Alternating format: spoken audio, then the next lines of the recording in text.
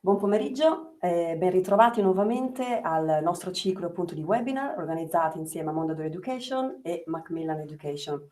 Questo di oggi è l'ultimo webinar del 2018 e abbiamo l'onore di avere Katie Harris con noi. Sono qui come sempre per fornirvi alcune informazioni di servizio.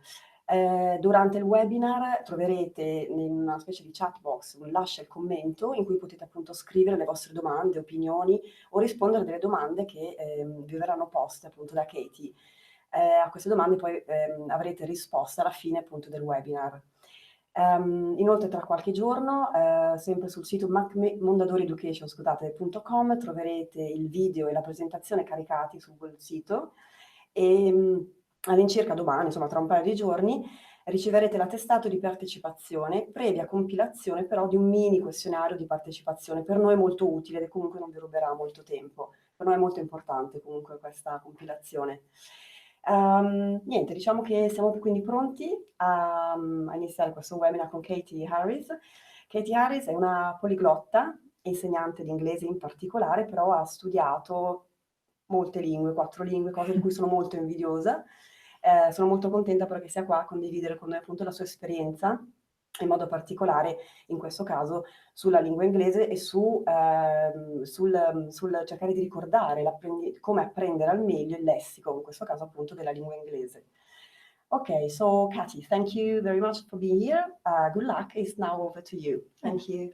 Thank you. And thank you everyone for coming.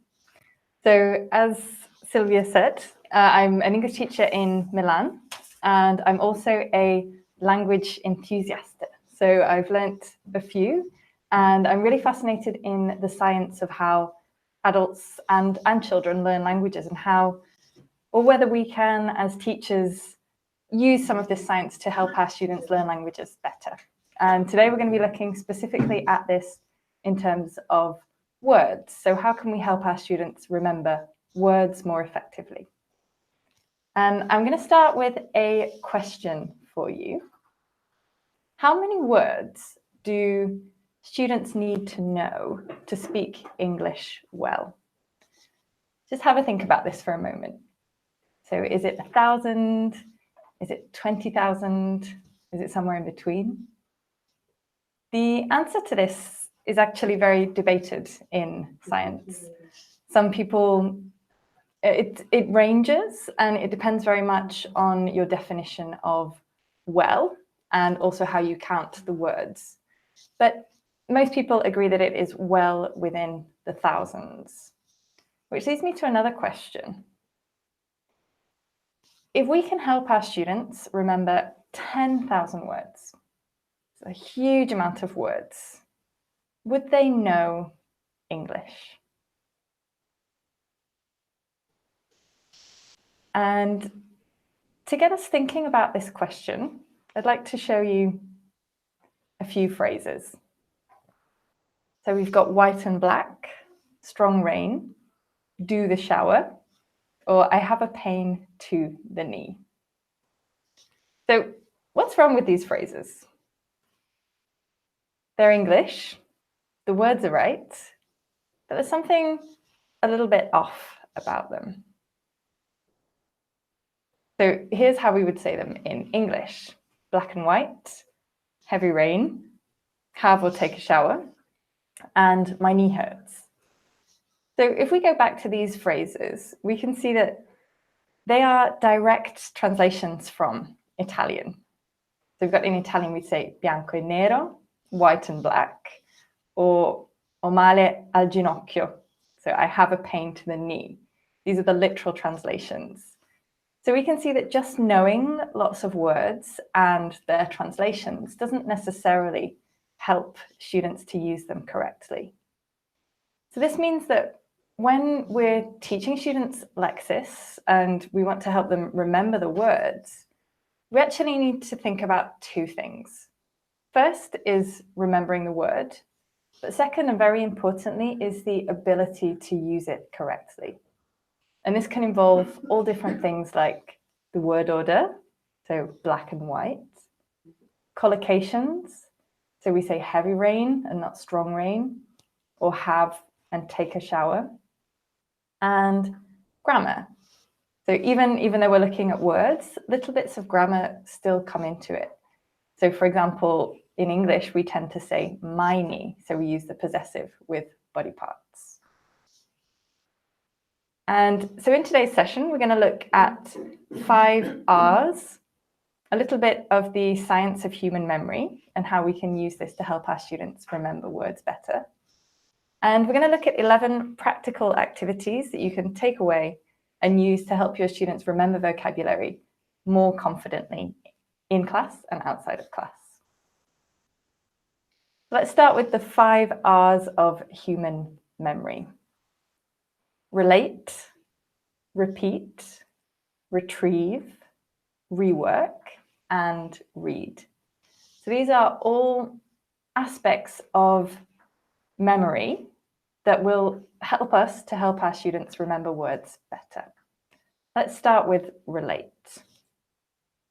And to talk more about relate, we're going to jump in a time machine.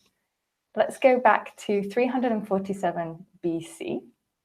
We're in ancient Greece, and we see Aristotle walking up and down and up and down, and he is muttering to himself as he's walking back and forth. As we get closer, we can see that he is rehearsing a speech. And so this is a magical moment we've got in a time machine. So we also have special powers to get closer and closer to Aristotle.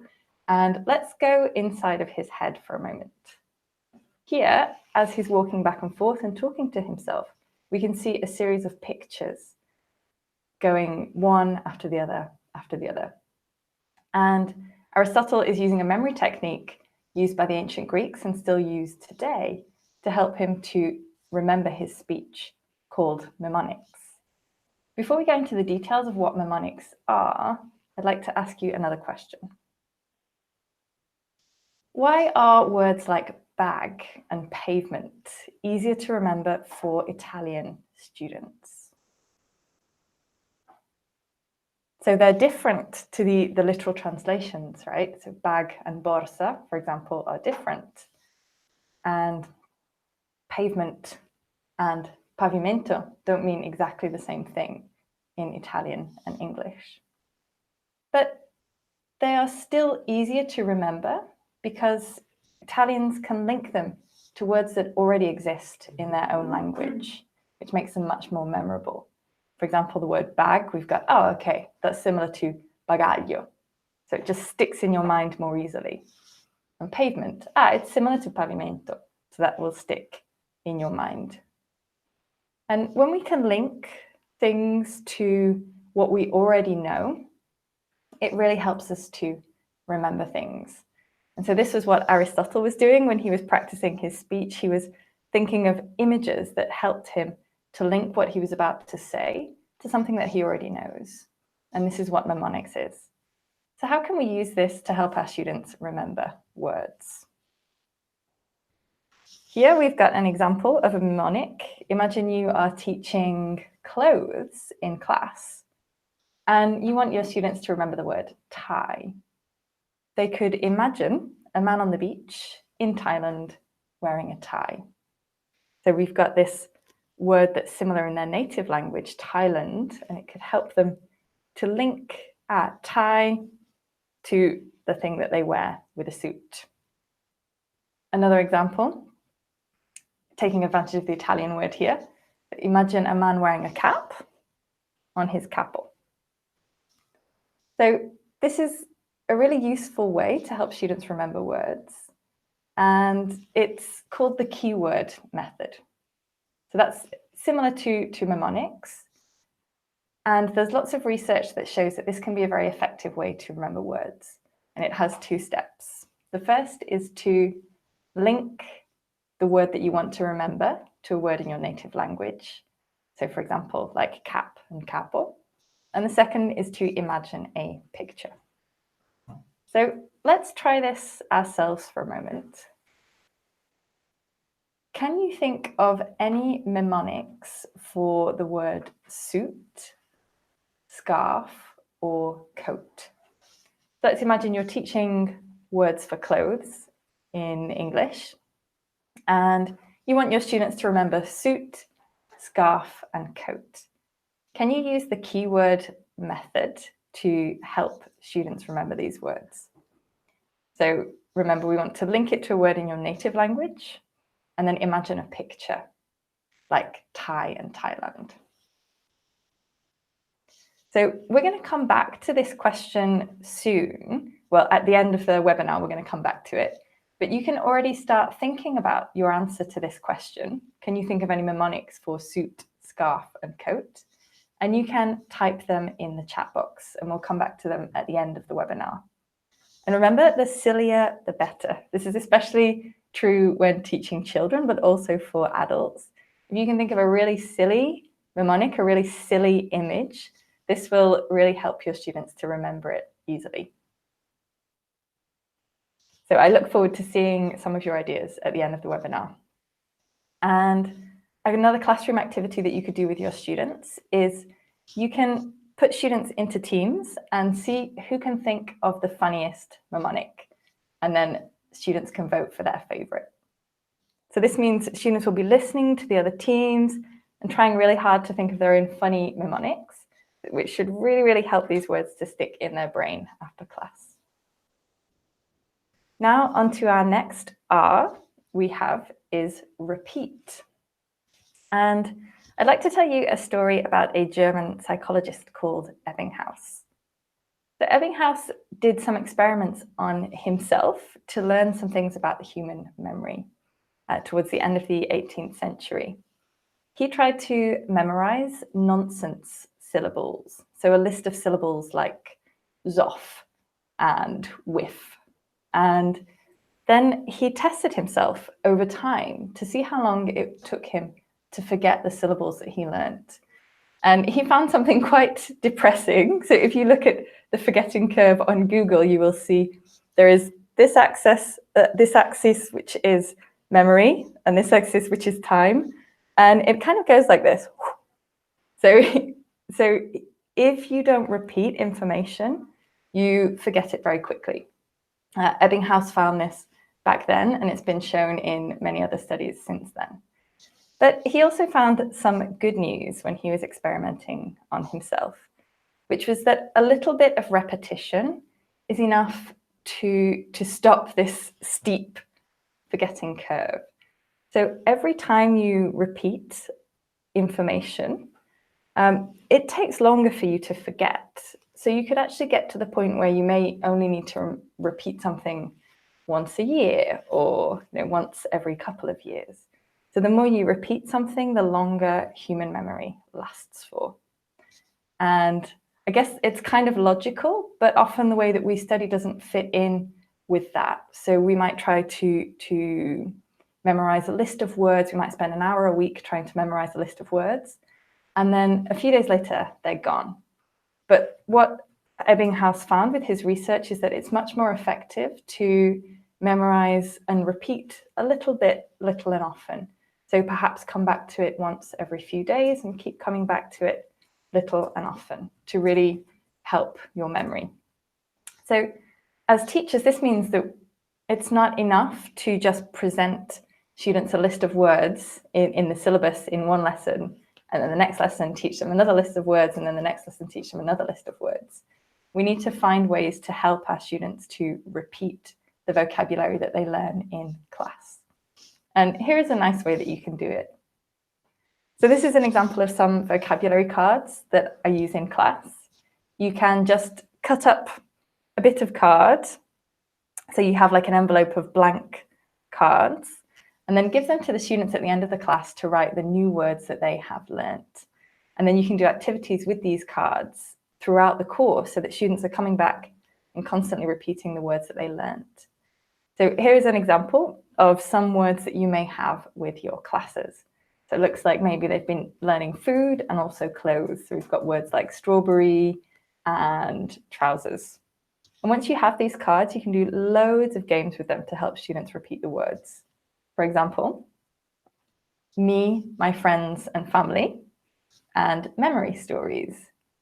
So me, my friends and family, students simply spread out the cards on the desk. So you could, let's imagine you have a big stack of cards, you can give, and 3 tables, you can give a third of the stack to each table. Then they put them face down on the table and they turn over 1 card. With this card, they have to make a sentence either about themselves, their friends, or their family. So let's imagine students are playing this, and then one of the students turns over the card and gets the word courgette. What sentence could they make? So you can have a think about this at home as well. Can you make a sentence about yourself, your friends, or your family with courgette?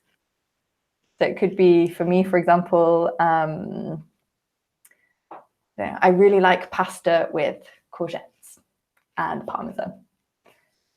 And this is really useful to help students remember, because they're also linking the words to their own lives and thinking about how they will use them outside of the classroom, which makes it much more memorable. The next game is memory stories. Sometimes in English, this is often called Pelmanism, but in Italy, it's also called memory. So where you have all of the cards spread out on the desk, and then you just turn 2 over. So here, for example, we've got socks and strawberry. Then students can link these two words together with a story, and they can take it in turns, and the story gets longer and longer. So let's say, for example, I'm the first student. I turn over these 2 words. So I've got socks and strawberry. Now I have to make up the first line in the story. So let's say I'm walking along the kitchen, and then I feel something wet and soft under my sock. And then I lift up my sock and I find that there is a strawberry at the bottom. So that's the first line of the story. Then I can keep those 2 words. And then the next person on my table turns over another 2 and has to make the story longer. So let's imagine they turn over, let's say, trousers and fly, which were another 2 words that we had in our pack. So they would start from the beginning of the story and then add more on. So they'd start by saying, I was walking along in the kitchen, I found something wet under my foot. I looked down and I found that I had strawberry on my socks. And then they could say, the next person who turned over courgette and fly can then add to the story with these 2 words. So for example, then I went into the bedroom to get changed, and I put on my magic trousers and flew out of the window. And with this game, students are constantly repeating the new words that they're learning to make the story longer and longer. So this should be a really good way to help those words stick in your students' mind. And here, when we're talking about games to play with these cards, this leads us on to our next memory key, which is retrieve. So there is research that shows that doing something called active recall, which is that feeling when you think, how do you say that word? And then you try to bring it to your mind. That's called active recall. And that helps you to remember things more compared to just reviewing them. So for example, your memory will be better if you quiz yourself on something rather than just reading the same information 2 or 3 times. That means as teachers, it's very useful if we can get our students to guess things rather than just repeating things. And there's also research that shows that even if students guess and they are wrong, and then they get feedback, that will enhance their memory for next time. So what activities can we do with our students to get them guessing the answers, or to get them guessing the new words that they've learnt?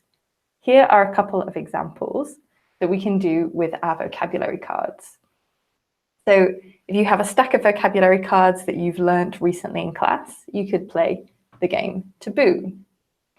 Do you know the game Taboo? It's that game where you have to guess what's on the card, but you can't see what's on the card. So for example, you might have 2 teams, and in a team you have at least 2 people. So let's imagine you've got the stack of cards on the table. One person picks up the card and hides it from the other people on his team, and then has to describe what is on the card without saying the word. So let's imagine I have my stack of yellow cards in front of me. I'm going to pick up a card, and I will say, okay, so it is a green vegetable that is long, and people often eat it with pasta. And then hopefully the other students will guess courgette. Another activity that you could do with this is Pictionary. So students, you have the stack of cards again, and you can put students in teams, get one of the students up from the team, get them to pick a card, don't show it to anybody else, and then draw it on the board. And then this way, students are having to guess from the new words that they've learned recently. So that's it for the activities that you can do with these cards, but I'm sure that these cards are really, really flexible. So they're just simply lots of little pieces with the new vocabulary written on them. And I'm sure that you guys will have some good ideas of other games that you could do with these. And I'd be really interested to hear them at the end of the webinar. So have a think about this now. What other memory games could you do? Or what other games could you do with students to help them to remember the words on the cards? Think about it, and you can start typing your ideas in the chat box. And then I'll read some of them out at the end so that we can share your ideas with the other teachers. Next, let's come on to number 4. So number 4 is rework. Have a look at these 3 sentences. So we've got reading a story with new words, reading a story and a gap fill with new words, or writing a sentence with new words. So out of these 3 activities, which one do you think will help students to remember the most easily? Is it just reading, or is it the gap fill, or is it writing sentences with the new words? Have a think about this, and also think about why this might be.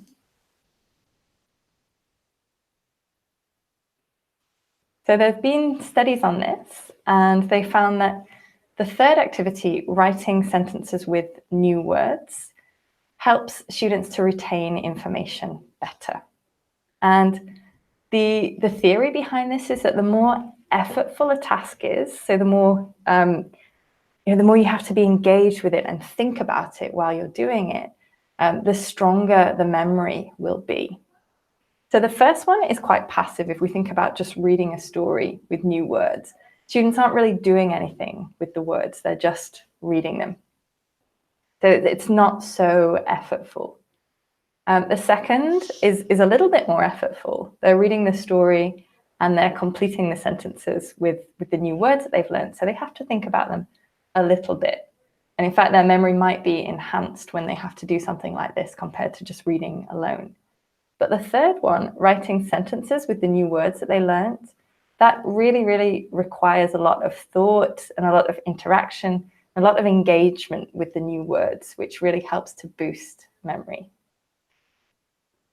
So here are some ideas for classroom activities that you can do with your students to help them to do something effortful, to get them really working hard with these new words.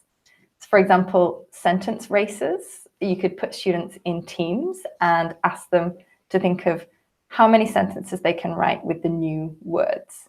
Maybe you could give them 3 minutes, and then at the end, the team with the most sentences wins. Another option is creative writing.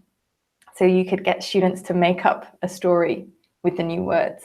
And with these activities, you can use your vocabulary cards as well. You could randomly deal them out to different teams, and then the students have to either do the sentence race or the creative writing with the new words that you give them.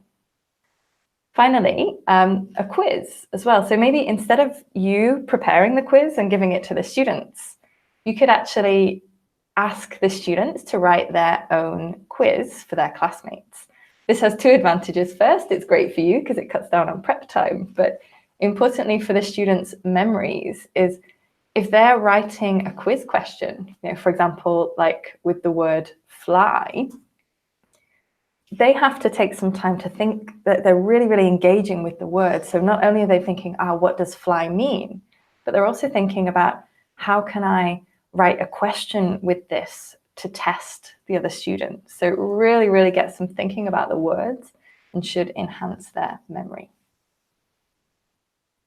And let's come on to our last point, which will help our students remember words more easily, which is read. So to talk about this, I'm going to tell you a little bit about what's going on in your brain at the moment. You may not know this, or you may know this, but your brain is giving off electrical signals right now as you watch this video. Everybody's is. It's a good thing. It means that it's working. And neurolinguists can read some of these signals using a technique called electroencephalography, where they put this cap on you with electrodes sticking out. And they can read some of these electrical signals to get an idea about how humans process language. There is one signal called the N400, which is quite a robust signal. And it changes depending on the type of words that you might expect to see together. So for example, here we've got a nice sentence, I like my coffee with sugar and... How might you complete this sentence? What would be the most normal way to complete it? You might say something like, I like my coffee with sugar and cream, or sugar and milk. And with these typical responses, the N400 is quite small. Comparatively, if we put in a crazy word, like I like my coffee with sugar and dog, we get this big N400. And it's like the brain going, what's that word doing here? I wasn't expecting to hear this word. And this is another example of how, when we think about memorizing words, it's not enough just to memorize words individually. Because the brain is constantly taking statistics about the type of words that are likely to appear together. So we don't only want to teach our students translations of the words, but we also want them to learn which type of words are likely to appear together so that they can predict what's going to come up next. And this is part of how humans process language. It helps them to process it faster so they can think about what's coming up next. We want to be able to help our students do the same. So we want them to have a good idea of the type of words that are likely to appear together. And the best way to do this is by getting lots and lots of input. So having students read a lot and having students listen a lot so they can get used to these familiar patterns. But as we talked about before, when we looked at number 4, which was retrieve, we also know that we can help students remember things more effectively when they are actually, no, we had number 3 and number 4, which all work together when we're talking about this. So we had number 3 was retrieve, which is that people remember things better when they have to think about the answer, when they have to guess, rather than just reviewing it. And then we had rework, which was that people remember things better when they have to really deeply engage with a task. And with just reading, students aren't really doing either of these things. So if we really want to help our students get a big memory boost, we can combine all of these things together. So for example, you might want to do something like a book club. This is a great idea to get students reading more in their free time so they can get an idea about the types of words that are likely to appear together in English. But then we can add activities to them, which are going to help students to rework them or potentially have to retrieve the new words as well. For example, students can retell the story to their partners. So maybe books closed. Okay, you have to remember, what did you read this week? Tell your partner about it. So they're trying to retrieve the words, the new words that they learnt, and they also have to rework them into their own sentence. We also have an activity where you could imagine that you are the character, where your students could imagine that they are the characters. And then you could do all kinds of activities like this, depending on the level of the student. So if they're a higher level, you could say something like, you could use conditionals as well. So imagine that you are the character. What would you do in this situation? What would you have done differently? Or simpler questions. Imagine that you are the character. How do you feel in this situation? What can you do next? So, but getting students to imagine themselves in that situation and to use the words that they've been learning whilst reading in a new way. And another option is you could get your students to imagine a different ending. So they use all of the words that they've been learning in the book to rewrite a different ending to the book. And again, here, I would really like to get your ideas. So if you do a book club with students, what activities could you do to get them to rework and to retrieve some of the vocabulary that they've been learning while they've been reading the book? So have a think about this, and you can write it in the chat box, and we'll talk about this shortly. All right, and then just a couple of questions for you to reflect on as well. So you can think about how to apply these ideas in your teaching practice. The first is, which activities did you think are the most useful? Particularly think about your teaching situation, your teaching context. Which activities do you think would be the most useful for you in your classes? And everybody's class is different. You know, you may not, in your classes, you may not be able to just pick up and run with these ideas. You might have to adapt them slightly to make them suitable for your students and your teaching context. So think a little bit about these questions, and if you have any ideas that you'd like to share with us, again, you can share them in the chat box and we'll come back to them shortly. All right, so that is it for my presentation on words and memory. And I'd really like to hear your opinions now and some of the things that you've been sharing. So let's go back to some of the questions that I asked during the presentation. So we had our mnemonics. So did anybody manage to think of mnemonics for suit or scarf or coat? And we'll see if Sylvia's good. Okay, Katie, I think you can open the Google Doc. Okay. So you can Great. you will see all the answers I copied from the chat box from our followers. Perfect. Oh, Yeah. great. Yes, we've got some great Okay. mnemonics here. So we've got,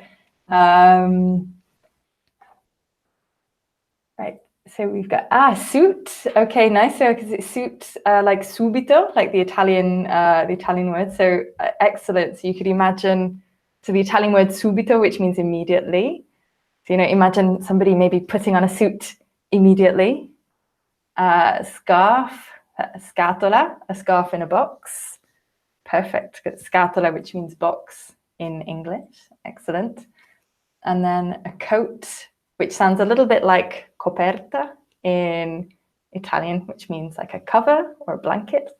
And you could imagine the coat being used as a cover or a blanket. So yeah, brilliant. Very nice. And oh, great. And it also looks like we've got some ideas for the cards. Let's have a look. A game called Guess It. I'm not sure if I've heard of that game, actually. A game called Guess It by Tiger. Let's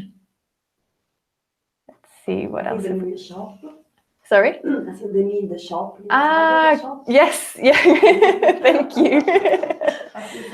Yeah. So we've got, there's a shop called Tiger. So maybe there might be a game that's similar to Guess It. So that would be something definitely worth looking into more. We've got writing sentences with new words. Great. So you could do that with the words in your vocabulary cards. Hangman as well. Yeah, that would be an excellent game to play with your vocabulary cards. Or to guess the word written on the card, asking 3 questions as well. Yeah, great. So students can pick up the word, keep it hidden, and then the other people on their team have to guess by asking 3 questions. Excellent. All right. Yeah, and then we've got other great ones. So things with inventing stories and yeah, great. So almost like a story competition. So students have to organize a game. Or you organize a game with the students, divide them into groups, give them flashcards, and then they invent a story, and you can do it as like a team activity. So the best story wins. I think that would be brilliant and definitely get students working harder by competition as well. I like it. Good. And then, excellent. Yeah, so this is a really good point. So convincing students not to write immediately the translation of every new word that they meet. Great. So this is one of the comments we had. And I think that that's something really relevant. And that comes back to what we were talking about before about how students' memories can be stronger, that the more they engage with a word, the stronger the memory may be. So of course, if we give students the translation straight away, or if we get students into the habit of using their dictionaries and getting the translation straight away, then they may not be engaging with the word so much. This might not be the most effective way to help them remember.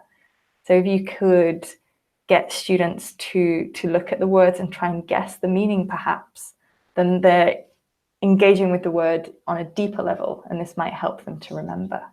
Yeah, great ideas. All right, yes, and then we had another one. So, yeah, I like it. So we had another suggestion for a game, which is to form two groups, to give one group the photos of the objects that you would like them to memorize, so maybe the words that you've been learning in the course, in that lesson. And then the second group, the written words, and then the groups have to work together and match them. You could do a speaking activity, perhaps where the students have to describe what is on the card or what is on their photo. Students have to describe the photo, and the other group with the words have to find which photo to match them to. It sounds like an excellent idea. Good. And another way you could even save time is you could get students to draw the objects as well, because then they're engaging. It saves you time, and the students are also engaging with the words even more if they're drawing the objects as well. Great. And then we had another comment. So for high school, some suitable activities for high school students are reading, certainly. And so filling in the gaps, again, so we talked a little bit about this before, so not just reading, but getting students to fill in the gaps of the new words that they learn, and then taboo as well. Yeah, I think taboo is definitely a great game for all ages as well. I think even I've done this in my adult classes as well, and they always get really, they get really competitive. It gets them really, really engaged. Great, so I think if that's all we have for suggestions for the game, so I think that was brilliant. So thank you for writing your suggestions there. We've got some great ideas that other teachers can go away and practice in class. And now we can talk a little bit more if you guys have more general questions about these techniques that we looked at, or about teaching them. I'll answer some of those now. And so the first question we had was, at what stage during the lesson would you recommend doing these activities? And I think that's a very important question, and there's not necessarily a right or wrong answer. It's, as we looked at before, often the best way for memorizing words is certainly little and often. So I wouldn't recommend, doing a really, really long task helping students to memorize words. It's a good idea. You can do these as like little activities interspersed in the lesson. And of course, a really good time to do these activities as well, especially if we're looking at games, so things like Taboo and Pictionary are possibly at the end of class. So it may be, especially if you teach kids and you want to give them a reward at the end of class, then you could let them play some of these games with the words that they've been learning recently. But certainly even in your class, I think it's a good idea to think about doing them little and often and interspersing these little activities throughout the class. Another thing is that they can be useful because they often change the energy of the class. So if you notice that students are getting a bit tired or they're yawning a little bit, you can, at the end of maybe a reading activity or something that's a bit slower, you could just stop and for 5 minutes do a vocabulary game. Then the next question, do you have any suggestions for choosing which vocabulary to teach? So in terms of the choice of vocabulary, I think if you can, it's always a good idea to teach words where students will see the value of these words for their own lives. So, for example, teaching students vocabulary about their hobbies and about things that they want to talk about is really important. So, if you have students who live in the desert and would never go skiing, it wouldn't necessarily make sense to teach them skiing vocabulary. It's a really good idea to think about the practical applications of the vocabulary that the students are learning and to help them see this as well. So picking words that are relevant to students' interests as well. And this will depend on the group as well. I was speaking to somebody who's learning Italian the other day, and he was learning all of these words for work tools, which for me, I'm learning Italian as well. And for me, these words would be the most boring words ever. And no matter how many memory techniques I tried, I would never remember these words because they're just not relevant to me. But for him, he was looking for a job doing manual labor. So for him, those words were really interesting. And those were the first words that he tried to learn. So it really depends on the student. It depends on the context. But as far as we can as teachers, if we can make sure that they're words that will help students talk about things that they're interested in and things that have a practical use, then that's the best way to choose the words. Of course, we can't always do this. We have syllables to follow as well. But if we can do it as far as we can within the syllable, then that will help students to remember the words more easily. And what about time? So a good point. Sometimes it's hard to fit anything else into the lessons. Yes, I definitely understand this. It can be very difficult to squeeze anything in to lessons, especially when you're following the syllabus. And I think the answer to this goes back a little bit to what we were talking about before. So just doing very little activities and just squeezing them in little and often. So I wouldn't say, spend the last half an hour of a lesson on vocabulary. Just think about little 5-minute activities that you can fit in at various points during the lesson, or maybe at the same point during each lesson.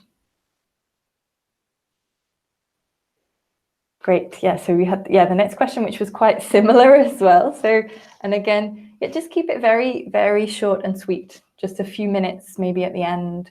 And you could even replace some of the vocabulary activities. For example, if in a textbook the vocabulary activity is very passive, you could take the same vocabulary and do one of the more active activities that we looked at today. So you're not actually taking any time out of the lesson. You're just teaching them the words in a different way, in a more engaging and more active way.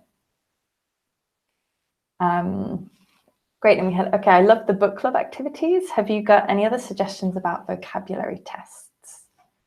So vocabulary tests, is that, I'm assuming that must mean from like filling in the gaps of books, possibly, or where students test themselves on the vocabulary from the books. And so just off the top of my head, perhaps one thing that you could do is students could use their books to do vocabulary quizzes for the other students, or even you could get students to swap books so that they can test their partners on the book that they read. So maybe if I read a book about wolves, I would give my book about wolves to my partner. And from that book, they could read a little bit of it and then make some quiz questions for me. Great. And then, so we've got a few comments as well. So my friends and family, Pictionary and retell the story to your partner are the activities which impress me most. Okay, great. That's glad to hear that you think that they'll be useful in class. And I think this was referring to the reflection activity that we did at the end. So thinking about which activities you would like to use in your class. And we've got some more ideas for games as well. Great. So a student writes down a letter, for example, I. Another one adds a letter and so on, just to make sensible words. Let's see.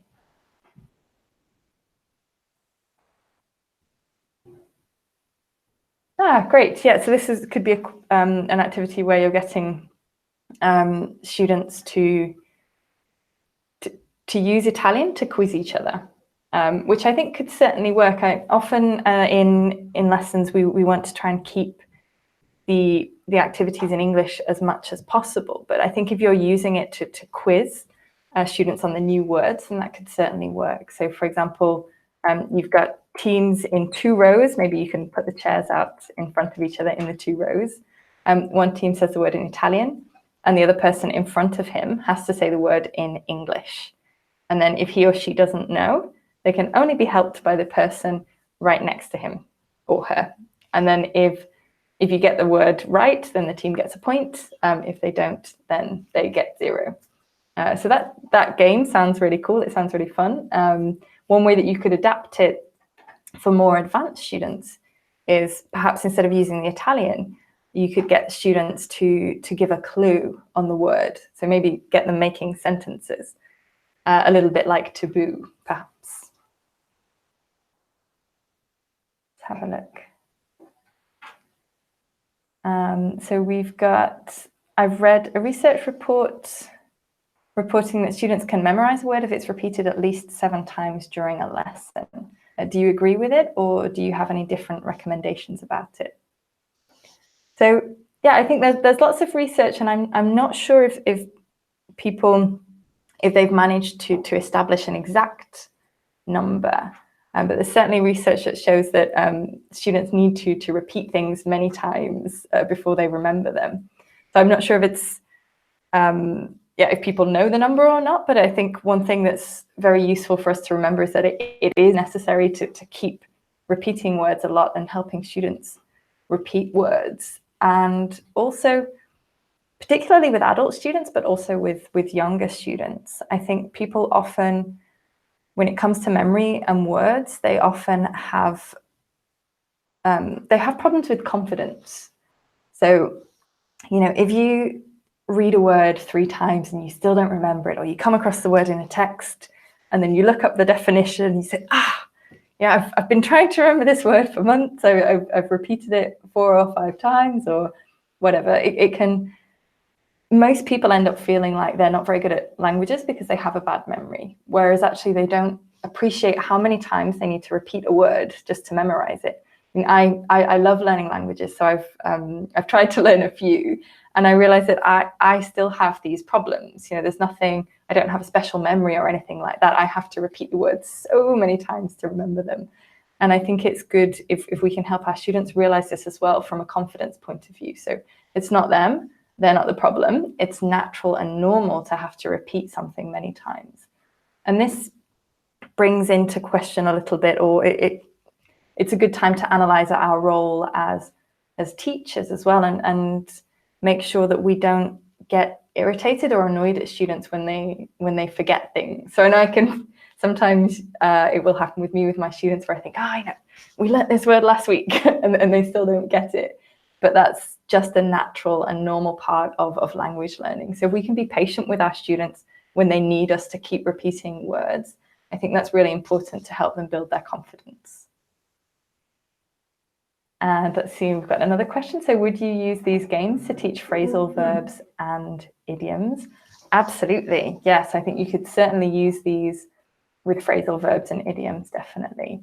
So if you had phrasal verbs on the vocabulary cards, you could essentially just teach them like as though it was one word. And that's really good because we know students have memory problems or we know that phrasal verbs in English will really pose a big memory challenge to students. So if we can include phrasal verbs in these games, then I think that that's excellent. And idioms as well, we can look at the whole, you could even write the whole idiom on the vocabulary card. And there are other things that you can do as well. So thinking about learning how to use the words in context. Another way that you could use these cards is you could get students to write an example sentence on each card and then just underline the word. So every time they're playing with these cards, they can change, they're flexible, they can change the sentence if they want, but they have the example sentence there as well, just to kind of jog their memory a little bit on how to use them and possibly where they learnt them in the first place. And what about using digital tools? So yes, I think this, certainly with vocabulary, this is an area where digital tools can be very, very useful, especially going back to when we were talking about Ebbinghaus and the forgetting curve and needing to repeat information little and often, there are flashcard apps like Quizlet or MRes, which you could use with your class, and you could have a class list of words that they could have on their smartphones and that they could review the flashcards for homework as well. So if that's something that you'd be interested in looking at, you can always go away and have a look at Quizlet or MRes and see whether you might be able to use that with your classes. And then to the next question, we had, what about lexical collocation? I consider that more important than single words. Yeah, I completely agree. And what activities would you suggest? So this is another activity maybe you could do in teams. So you could possibly get students to say one word and then another team to say another word. And if the two words go together well, they win a point. If the words don't go together very well, they don't win a point. And also, I think getting students to... The activities with individual words are still asking students to form sentences. So for example, the activities that we looked at before, like taboo, the students are actually looking, even though the students just have a single word, they have to think about how to create a sentence with them and how to make collocations with them. So one important thing during these activities is to go around and give feedback as well. So did they do this well? Or did they use a collocation in a little bit of a strange way? And can you give them some error correction and some feedback on that as well? All right, so that is it for our questions.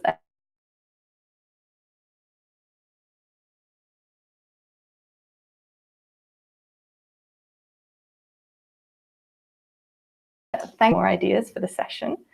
And most importantly, I would like to thank Macmillan Education and Mondadori Education for inviting me on.